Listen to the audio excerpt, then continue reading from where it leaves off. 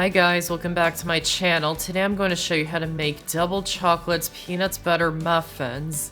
If you're new to my channel, welcome. Be sure to subscribe to my channel. I post new videos every Monday, Thursday, and Saturday. So let's get started with this recipe. First, preheat the oven to 350 degrees.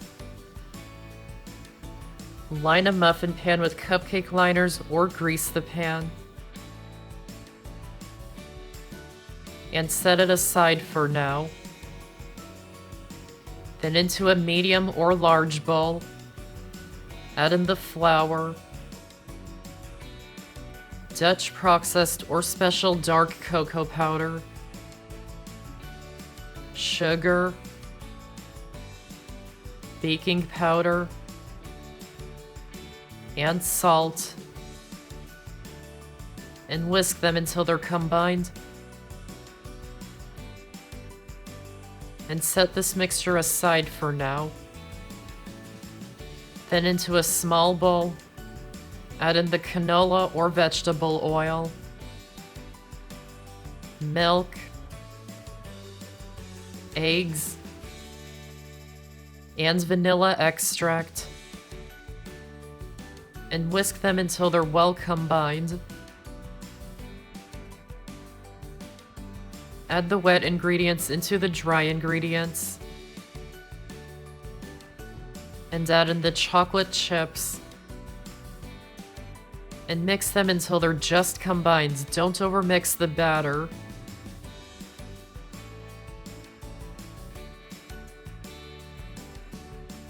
Scoop the batter evenly into each muffin cup, filling each one up about 3/4 full of batter.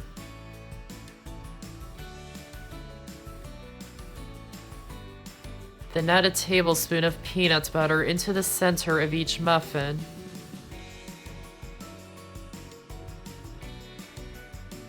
And use a skewer or a toothpick to swirl it in.